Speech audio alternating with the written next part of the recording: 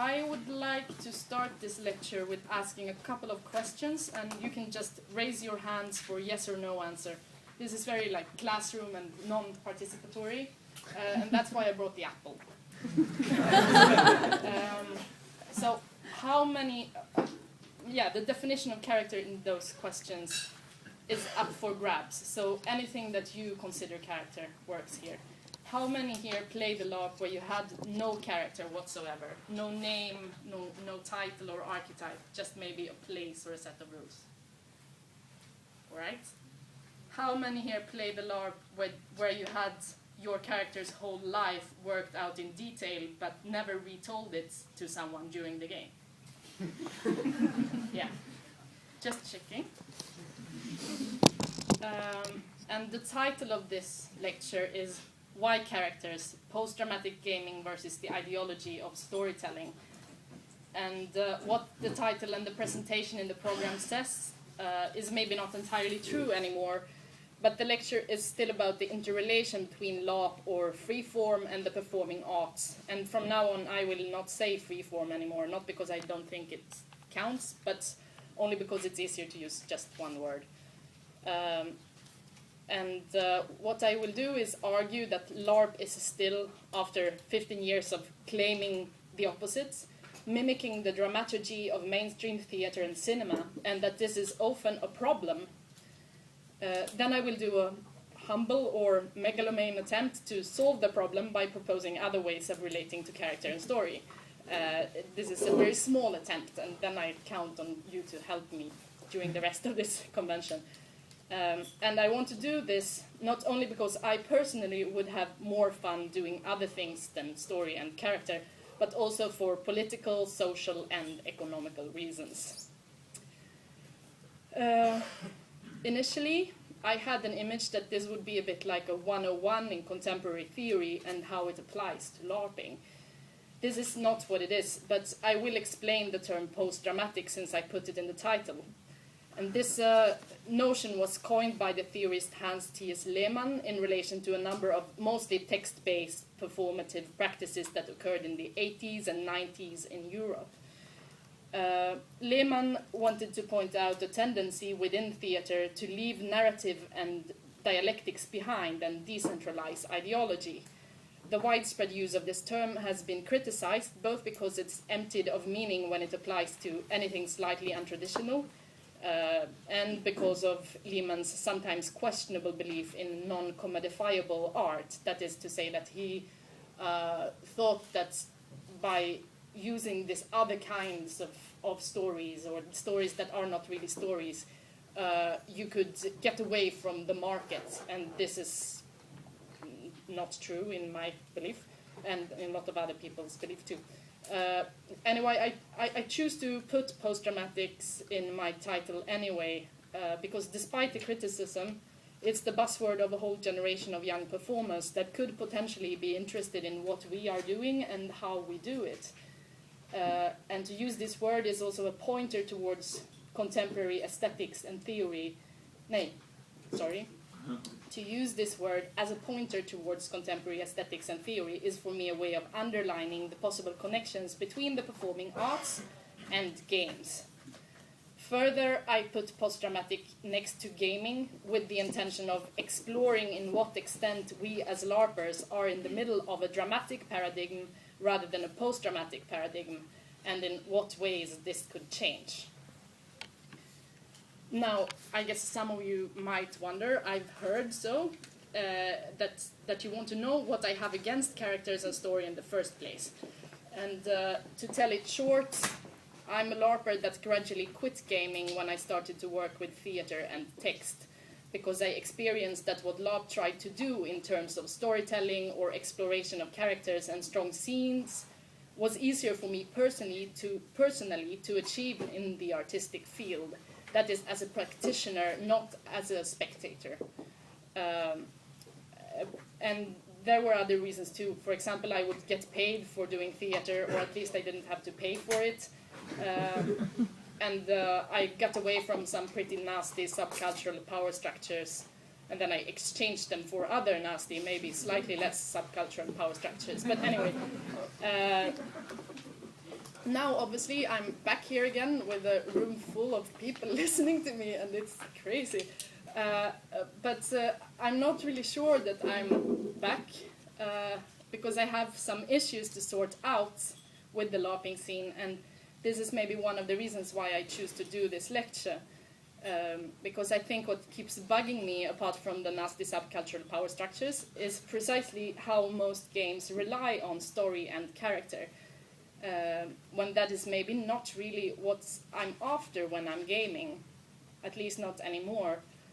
I actually have more and more trouble telling the difference between player and character, and I don't mean this in a sense of some kind of traumatic liminal experience, even if those certainly have occurred. What I'm aiming at here is the very norm of presenting character, that is, presenting identity in a way that reminds quite a lot of how we present identity in our everyday lives, in parties, in Facebook, in family dinners. This means that even if we alter the position in a system, from hip to nerd, to hip nerd, to jerk, to high school, sweetheart, monster, whatever, and even if we alter the code from 2011 to funky 50s to post-futurism to the super ugly spaceship bunker war. Even if we altered those things, our basic task within the game remains the same: to show off our knowledge of our position in the system, which means to show off our knowledge of the code. And in this, I see a double affirmation of social character, which bleeds in two directions: from the player to the character, and from the character to the player. The understanding of the character is informed by the social status of the player, and the understanding of the social status of the player is informed by the character. So no matter how low you let your character sink, you're still demonstrating your knowledge of the code. You're still a fashion creature, so to say. And what fashion adds up to is a winner's game, a game where the already winning can only keep winning. And this has everything to do with what I find nasty in our subcultural power structure. I don't think it's possible not to be a fashion creature, nor do I think that it's entirely possible to get rid of nasty subcultural power structures. But I do think that it might be possible to design a game that sets up codes in a way that fucks up codes. And this fucking up of codes is, of course, also already happening in the character and story-based games that I've set out to criticize. Sometimes because people aim for it, sometimes despite the fact that they absolutely don't. And the reason why is I think that games have the potential of destabilizing the rules of reality. And this is exactly what I love them for. And I think the more obsessed we are as a community with protecting reality from a game, the more obsessed we also have to be with the opposite. The blur, the clashes, the bleed, protection rules and bleed ideals, a nice combination of words that I picked up in some Knudepunkt article. Does exist side, they exist side by side. And I think both are necessary. But when I say that I want bleed, I don't mean the bleed between characters and players, but rather something that sets focus on the gameness of reality without passing through the reconstruction of a social sphere. So this means no worlds and no characters. This might be hard to visualize, at least it's a bit hard for me. Later I'll try to make some suggestions on what that could mean in terms of game design, and I hope that you'll fill me in with more, as I said earlier. But first I will present my views on the interrelation between LARP and the performing arts, because I think this interrelation is essential to our possibilities of speaking of our actual and desired experiences in the LARP scene, and has been for the last 15 years. The reason why I came back here and decided to like give LARP a new chance after all these years of flunking class is mainly contemporary dance. Because what happened when I encountered different practices and thoughts that flourish in this field is that I recognized something that I didn't think so much about in my early LARPing years, something that I missed, namely game structure. And it isn't strange that I didn't think a lot about game structure back then, because we as individuals within a LARPing community might like to play chess or board games or Scrabble or Tag or Tetris or World of Warcraft, you know, all sorts of games that you can win or lose. But I think most of us are here. You tell me if I'm wrong on this.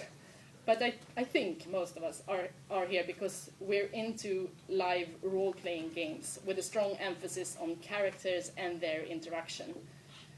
And in some LARP scenarios, mainly those that remediate different first-person shooters, say for example paintball games or fantasy battles, game mechanics are very present in terms of losing or winning. And in other scenarios, what remains of this is mainly the statement that there is a game and some rules that allow the players to move between different levels of fiction and or life. And then, of course, there's the pervasive games and the alternative reality games. But despite this is not a game statement that is the very mark of these games, they are predominantly designed on the base of character and storytelling. And this is where the norms of theater and film have been and are very present in LARP-like games. If we take a look at the default dramaturgy of LARP versus theater or script-based cinema, they do have a lot in common, despite the interactive element, despite the promise that anything can happen, anything doesn't happen. With some exceptions, LARP echo Hollywood dramaturgy in a very clear way. And now my point here is not to bash everything that echoes Hollywood, nor to blame the game designers for lack of original choices. Rather, I'd like to blame society. Because when we play, we engage our bodies and our everyday imagination, and this bodily imagination is permeated by the desire for story. How many here, like, jokingly refer to themselves as drama queens at times? Yeah, just checking.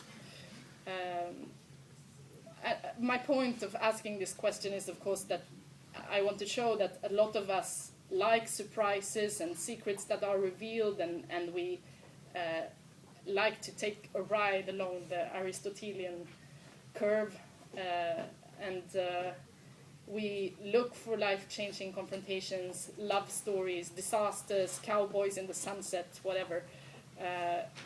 And this Hollywood dramaturgy is not everywhere in film, theater, and literature, but it's also part of our everyday life. And this is how it perpetually enters also in our alternative lives, our dreamed bodies, our games. Somewhere we learned to think in straight storylines. We started to look for peak intensities. We took a taste for things that are larger than life, and that might be why we became gamers in the first place. Now, life is pretty large in a lot of ways, and sometimes even larger than life. And this means that even though LARPs echo and relate to Hollywood dramaturgy, anyone who tries to reproduce a Hollywood movie in an interactive format without accepting some radical changes will probably get in trouble.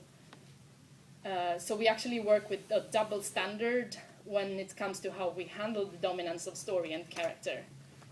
We design games that work a lot with those structures, but at the same time we keep pointing out that story is difficult to handle within the frame of interactive gaming, because games are constructed on an entirely different level of cooperation than film, theater, and literature. Several Nordic LARP manifesto makers, Nordic LARPers, they do manifestos, or at least they did when I left the scene. Maybe it changed. But back in the days, they did manifestos, and quite early on too, like Dogma 99, for example, hats off for Lars von Trier, comments on LARP as a medium that, like all other media, television, tabletop, role-playing, theater, the internet, etc., works according to its own unique laws. So there's also a contradiction between the fact of using Lars von Trier as a reference in something that states LARP as autonomous. But and then the key manifesto states that a LARP is not drama, neither story. These are only means to strengthen the interaction. And what this means is that it's not only me that sees story and characters as a potentially superfluous and even disruptive element to how game dynamics are built within LARPing. However, I don't think that the gaming community as a whole has started to really take the consequences of this knowledge.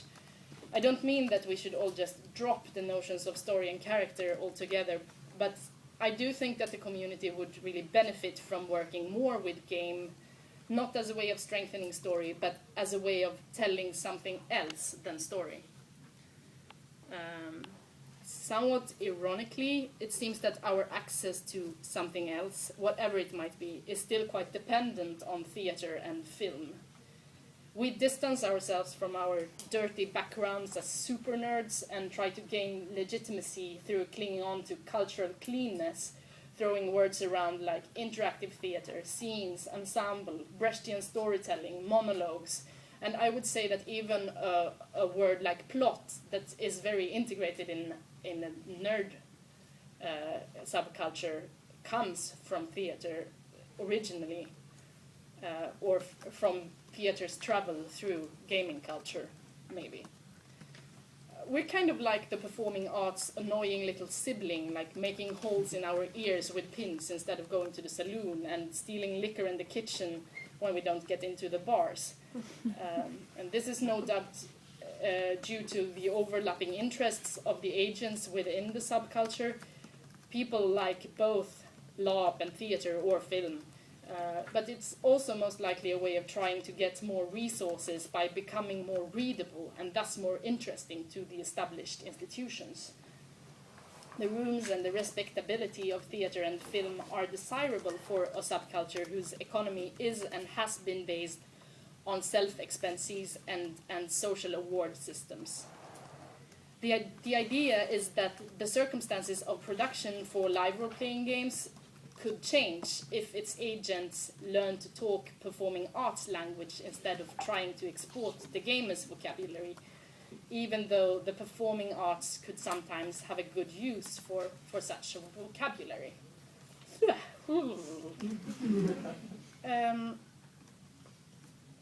So what happens is that we pick up the mainstream lingua of theater and film, and we start using their methods, aesthetics, and sometimes even texts.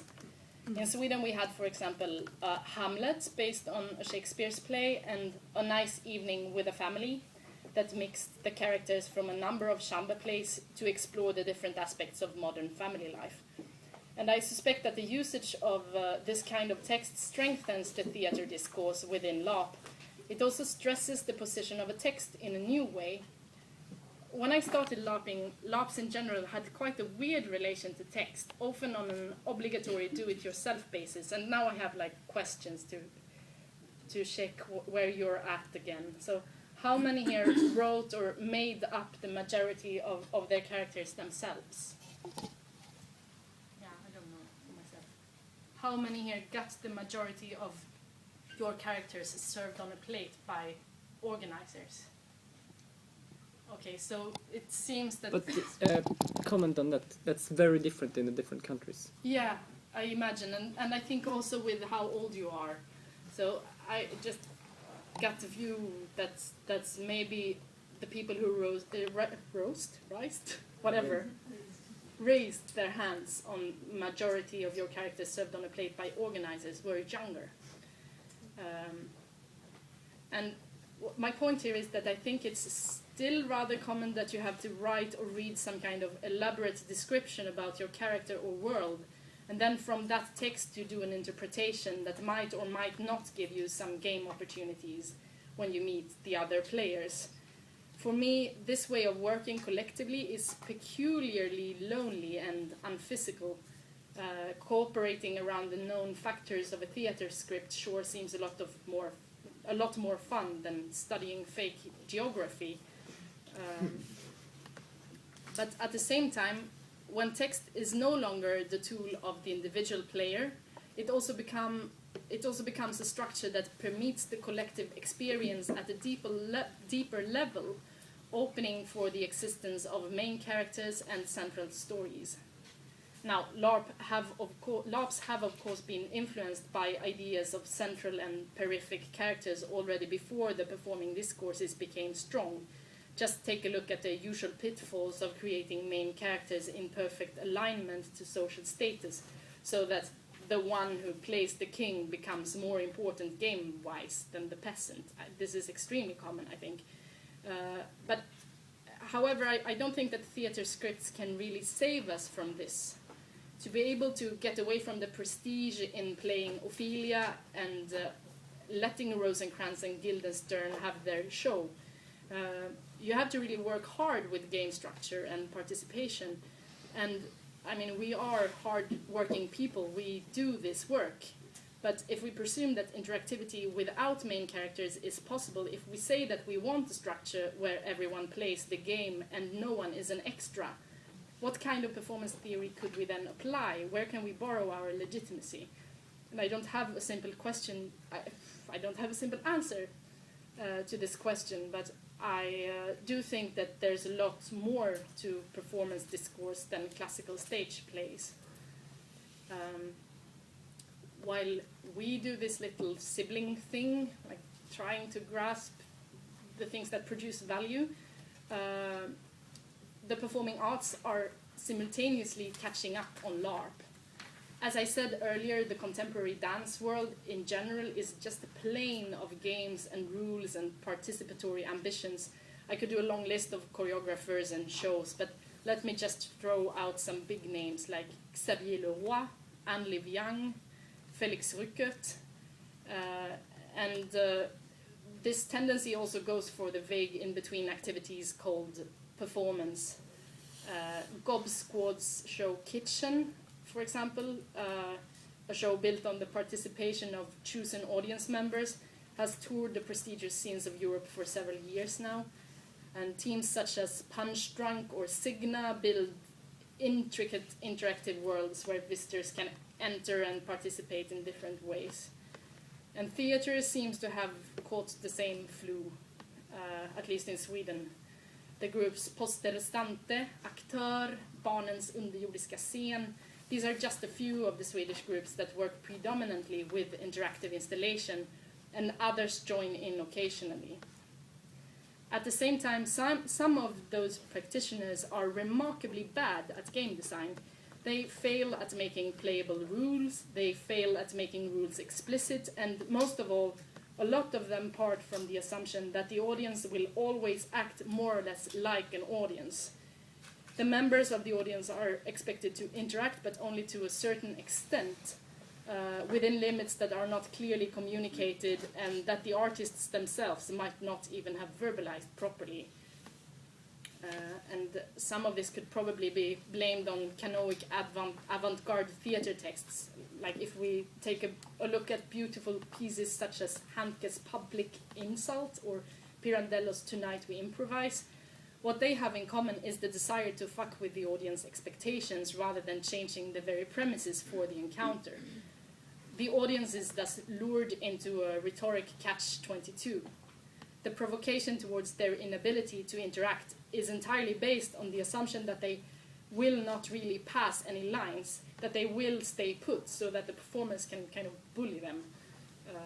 And what is problematic with this is, of course, not the violence towards the audience as such, at least not for me. I mean, I don't believe that art experience have to be constructive or nice, but rather how this becomes the unreflected rule of interaction within the performing arts. And one would think that now is the occasion then for us all to get mighty rich working as consults for performers who want to go interactive. Instead, what most of these performers seem to do is to reinvent LARP all by themselves, sometimes with the help of theorists such as Hans T.S. Lehmann that I mentioned in the beginning, or Richard Schechner, who founded performance theory and was very much into festivals and carnivals and different states of exception, or a philosopher like Gilles Deleuze, who is enormous within the performing arts, despite the fact that he's extremely French and dead. And these performers, they work with those theoricians without any hands-on experiences of gaming techniques, so they just make it up from the beginning again. And I believe that this incapability of integrating these two cultural fields is, of course, partly because the economies are separated and people can't really interact because no one will pay someone who's not educated in a theater university or whatever. But it's also a question of how we have been appropriating and invading the performing arts. I don't think our way of doing it is so functional, after all. In practice, we're sometimes way ahead, but when we use the vocabulary of the 60s to communicate with institutions, we get a very traditional response from very traditional people. They will say, like, go ahead, work for free in our studios. We might drop by to steal the ideas that are aesthetically enticing, but we could care less about what you actually know. And what I think then is that if we want to hook up with people who are really interested in what we're doing, and that we could not only teach things, but also learn from, we have nothing to lose on being grounded in our own game culture, to understand it and explore it instead of feeling ashamed of it or trying to dissimulate it with theater talk. And this is why I finally didn't want to do a 101 in performance theory. I think all that is useful, like all reading is useful. But if we want theoretic references to get to understand ourselves better or gain legitimacy, let's use just anything that turns us on, which for me right now is, for example, Queer Phenomenology by Sarah Ahmed, Spieltreib, it's a novel by Julie Zeh. I don't think it's published in English, but it's published in Swedish and Norwegian under the name Leklust, I think. Or anthropologist Margot Weiss's work on BDSM culture in the San Francisco Bay Area, which also touches very right on questions of games and limits, and how limits between reality and fiction and identity is blurred, are blurred. Yeah. And what these texts and other texts help me with is getting a grasp of the in-betweenness of all the rules and the roles that we play by. They help me feel that I'm slightly less in control, but that the rest of the world is less in control too. They help me feel that it might actually be possible to design games that fuck up codes on purpose. What I can imagine when I think of such a game is, of course, limited by the games that I've already experienced, so you might have a lot of other ideas to add to this list once I've opened up for discussion. However, I have some just notions that we could start off from. And one is the possibility of a game that has only losers, an option that we will try to explore in the losing game later this evening, that some of you might play.